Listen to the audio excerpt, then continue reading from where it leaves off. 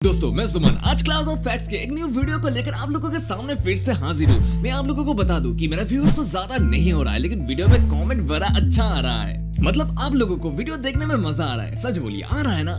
दोस्तों मैं आप लोगों को बता दूं, मेरे पास और यूट्यूबर्स की तरह प्रोफेशनल इक्विपमेंट, सॉफ्टवेयर या फिर कुछ भी चीज नहीं है। मैं फिर भी आप लोगों के लिए बहुत अच्छा वीडियो तैयार करने का कोशिश करता हूं दोस्तों। और मेरा कोई टीम भी नहीं है, मैं फिर भी अपना हर वीडियो में अपना 100% देने का कोशिश करता हूं। आज के वीडियो में भी मैं अपना video editing skill, voice over और रिसर्चिंग से एक अच्छा वीडियो देने का कोशिश किया। तो अगर वीडियो अच्छा लगे तो काइंडली चैनल को सब्सक्राइब करना दोस्तों। तो दोस्तों देर न करते हुए चलिए शुरू करते हैं क्लास ऑफ फैक्ट का एक न्यू इंटरेस्टिंग इंफॉर्मेटिव वीडियो। दोस्तों आप लोगों में से कोई अगर भारत जैसे डेंसली पॉपुलेटेड कंट्री में रहता है तो उन लोगों को जरूर मालूम होगा कि जमीन को लेकर कितना ज्यादा वाद विवाद होता है। वाद विवाद इतना ज्यादा बढ़ जाता है कि भाई भाई को नहीं छोड़ता। और जो लोग रेंट पे रहते हैं या फिर रेंट पे रहने देते हैं, उनको पता है एक छोटे से घर के लिए भी कितना ज्यादा झगड़ा हो जाता है। दोस्तों अगर आप लोग थोड़ा बहुत भी न्यूज फॉलो करते हो ना, तो आप लोगों को जरूर पता होगा कि आए दिन कितना ज्यादा जमीन हड़पने का खबर दिखाया जाता है न्यूज में। यहाँ तक कि जमीन के लिए कई बार मर्डर तक कर दिया जाता है।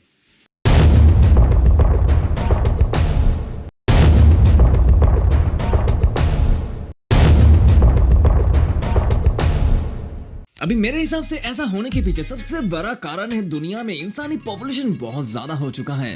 लेकिन दोस्तों अगर मैं बोलूं कि दुनिया में कुछ ऐसा भी कंट्रीज है जहां पे अगर आप रहने जाएंगे ना, तो वहां का गवर्नमेंट खुद आगे आगे आपको हेल्प करेगा मनी देके। हाँ दोस्तों आप लोगों ने सही समझा, मतलब आप वहां पे रहेंगे, साथ में ऊपर से पैसा भी देगा आपको रहने के लिए। इस देश का नाम आपने कभी ना कभी सुना होगा। इस देश का नाम है स्पेन। हाँ दोस्तों वही स्पेन जहाँ पे बार्सिलोना जैसे फेमस फुटबॉल क्लब्स है, जहाँ पे लियोनेल मेसी, डिएगो मैराडोना और रोनाल्डिनो जैसे खिलाड़ी खेल के गया था। तो इतना ज्यादा फेमस कंट्री में अचानक से ऐसे क्या हो गया कि गवर्नमेंट खुद आगे आके पैसा देकर रहने के लिए बुला रहा है? कहीं इसके पीछे कोई दूसरा कारण तो नहीं है, जैसे कि स्पेन का खराब जलवायु हो सकता है?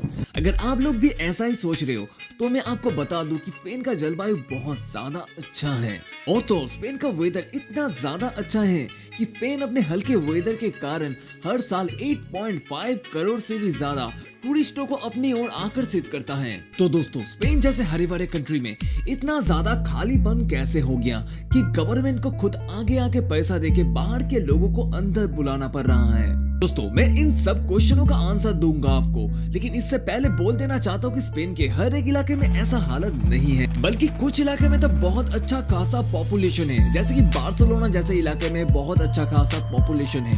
बार्सिलोना के अलावा भी स्पेन का राजधानी माद्रिद का पॉपुलेशन भी बहुत अच्छा खासा है दोस्तों। हाँ दोस्तों आप लोगों ने सही समझा, माद्रिद मतलब रियल माद्रिद का ही बात कर रहा हूँ मैं, जिस टीम में क्रिस्टियानो रोनाल्डो जैसे सुपरस्टार खेल के गया था। स्पेन में दुनिया के सबसे ज्यादा फेमस खेल का दो सबसे ज्यादा फेमस क्लब टीम होने के बावजूद भी स्पेन का पॉपुलेशन बार बार गिरता जा रहा है। स्पेन इतना ज्यादा फेमस होने के बावजूद भी स्पेन का पॉपुलेशन कैसे इतना ज्यादा गिर गया है, ये जरूर बहुत ज्यादा सोचने का बात है। इसके पीछे मेन कारण जरूर हम जान के छोड़ेंगे इस वीडियो में। देखिए दोस्तों मैंने खुद ही इस वीडियो के अंदर कुछ देर पहले ही बोला कि स्पेन का जलवायु बहुत ज्यादा अच्छा है, जिसके चलते स्पेन अपने और हर साल करोड़ों टूरिस्टों को अट्रैक्ट करता है। लेकिन दोस्तों स्पेन का पूरा भूखंड का जलवायु बहुत अच्छा नहीं है, बल्कि कुछ जगह तो रेगिस्तान भी है। स्पेन का दो फेमस रेगिस्तान का नाम है बार्डिनस रूल्स और टेरबेनस बॉस्टन। तो ये भी स्पेन का कम आबादी होने का कारण है।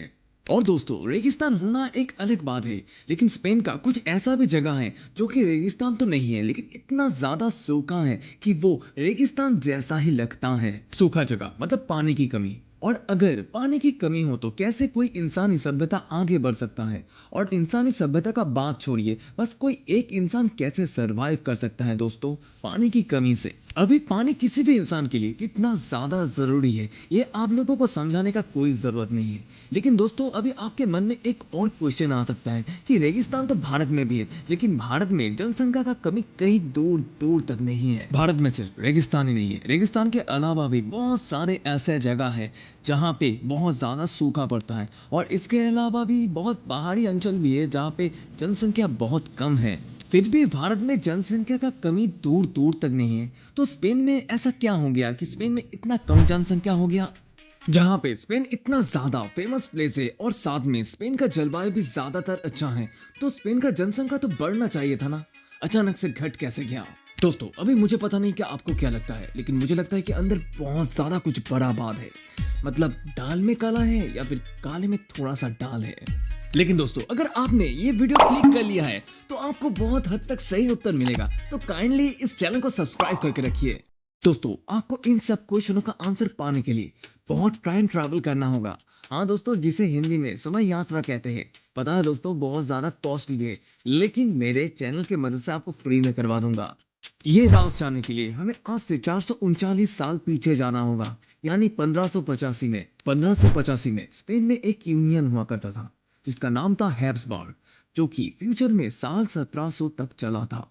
लेकिन 1585 में ब्रिटिश ने हैब्सबर्ग के ऊपर एक बहुत बड़ा आक्रमण किया था, जो कि 3 साल तक चला था। 3 साल तक ये युद्ध चलने के बाद ब्रिटिश सेना ने हैब्सबर्ग को पीछे ढकेल दिया था। स्पेनिश हैब्सबर्ग का सेना बहुत ज्यादा पावरफुल था, बल्कि हम बोल सकते हैं कि वो इंग्लैंड से भी ज्यादा पावरफुल था, लेकिन इसके बावजूद भी वो हार गया था। हाँ, इसके पीछे 3 मेन रीजन दिया जाता है। पहला रीजन जो दिया जाता है, जो हैब्सबर्ग यानी स्पेन का सेना था, उनके खुद के बीच में आपसी रंजिश था, मतलब खुद के बीच में नहीं बनता था। और अगर दुनिया का किसी भी आर्मी का खुद के अंदर ही प्रॉब्लम रहा, तो वो आर्मी एकजुट होकर कैसे ओपोनेंट के साथ लड़ाई करेगा। ये हो गया स्पेन हारने का एक बहुत बड़ा major reason.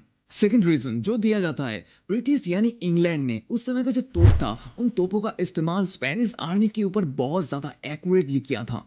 And last of the list यानी थर्ड रीजन है इंग्लैंड का वॉर पॉलिसी, यानी युद्ध नीति। यहाँ पे मैं बुद्धि का बात कर रहा हूँ।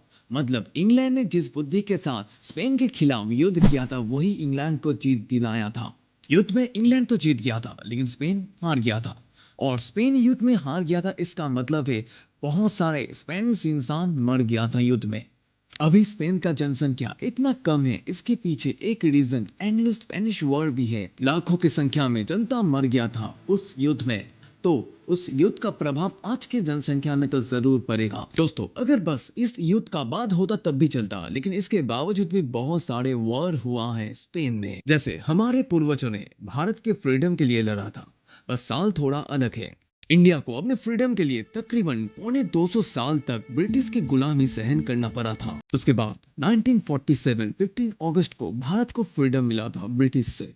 लेकिन स्पेन के लिए साल कुछ अलग है। स्पेन ने 1808 को वॉर शुरू किया था नेपोलियन के अगेंस्ट में, और उनको फ्रीडम मिला था तकरीबन तकरीबन 6 साल बाद जाके, यानी 1814 को। अब जो भी हो, फ्रीडम के लिए वॉर मतलब स्पेन का जनता फिर से स्पेन के लिए प्राण दिए थे। लेकिन दोस्तों अगर आप सोच रहे हो स्पेन का युद्ध इसके बाद खत्म हो गया था, तो आप गलत हो। इसके बाद भी युद्ध हुआ था स्पेन और अमेरिका के बीच में। ये युद्ध शुरू हुआ था 25 अप्रैल 1898 को, पर बहुत अच्छा है कि ये युद्ध उसी साल खत्म हो गया था। तकरीबन कुछ ही महीने बाद मतलब 10 दिसंबर उसी साल को खत्म हो गया था ये युद्ध। लेकिन दोस्तों जो भी हो जाए, था तो वो युद्ध ही। अगर युद्ध है तो इंसान मरेगा ही। तो बेशक उस समय स्पेन का बहुत सारा जनता कम हो गया था। रुकिए रुकिए दोस्तों, अभी सांस मत छोड़िए, क्योंकि अभी भी पिक्चर बाकी है। इतना सारा युद्ध होने के बाद भी स्पेन में युद्ध होना अभी भी बाकी था। हाँ दोस्तों, एक युद्ध होना अभी भी बाकी था। लेकिन दोस्तों दुख का बात है कि स्पेन ये युद्ध किसी और इंसान या फिर किसी और कंट्री के अगेंस्ट में नहीं किया था। ये युद्ध हुआ था स्पेन के खुद के बीच में, मतलब जिसे हम हिंदी में गृह युद्ध कहते हैं। ये युद्ध शुरू हुआ था 1936 को, और 1939 को ये युद्ध खत्म हुआ था। मतलब 3 सालों तक ये युद्ध चला था। रिकॉर्डेड ह्यूमन हिस्ट्री में बोला जाता है कि वेस्टर्न यूरोप का सबसे ज्यादा खतरनाक युद्ध यही था, यानी स्पेनिश सिविल वॉर। अब हो भी क्यों, क्योंकि इस वॉर में तकरीबन तकरीबन 2 लाख से भी ज्यादा इंसान मर गया था। हाँ दोस्तों, आप लोगों ने सही सुना, 2 लाख से भी ज्यादा इंसान एक ही युद्ध में इतना सारा लोग मर गया था। तो दोस्तों एक बात सोचिए, मैंने इस वीडियो में तकरीबन तकरीबन 3-4 युद्ध के विषय में बोला है, तो कितना सारा लोग मर गया था। इसलिए मैं मानता हूँ स्पेन का जनसंख्या कम हो जाने के पीछे वॉर एक मेन रीजन है। लेकिन दोस्तों इसके अलावा भी बहुत सारे ऐसे रीजन है जिसे नकारा नहीं जा सकता। स्पेन का जनसंख्या में गिरावट आना शुरू किया था 1980 के दौर से। कई जनसंख्याविदों का मानना है कि स्पेन का जनसंख्या में गिरावट आने के पीछे सबसे ज्यादा मेजर रीजन है स्पेन में परिवार सहायता नीति का कम होना।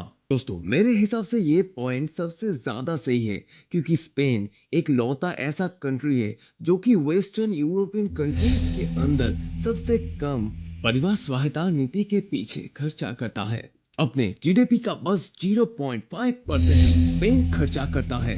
इसके अलावा भी एक और भी कारण है, और वो है स्पेन में बुजुर्ग इंसानों का संख्या बढ़ जाना। लेकिन दोस्तों मेरे हिसाब से जनसंख्या कम हो जाने के पीछे बुजुर्ग इंसानों का दोष नहीं है, क्योंकि स्पेन में बहुत सारे ऐसा भी समय आया था जहाँ पे जवान इंसान भी कम बच्चे पैदा कर रहे थे, बस स्पेन का परिवार सहायता नीति के कमी के चलते।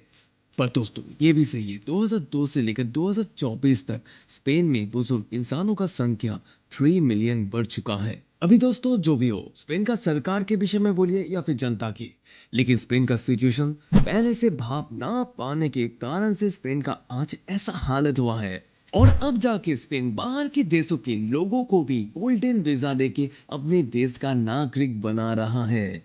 इतना अच्छा जलवायु होने के बावजूद भी स्पेन का आज ऐसा हालत है। इसीलिए सिचुएशन को भाप के पहले से स्टेप लेने का कला हर एक इंसान को आना चाहिए। दोस्तों आज का वीडियो बस इतना ही। मैंने एक रिसर्च करने के बाद ये वीडियो आप लोगों के लिए बनाया है।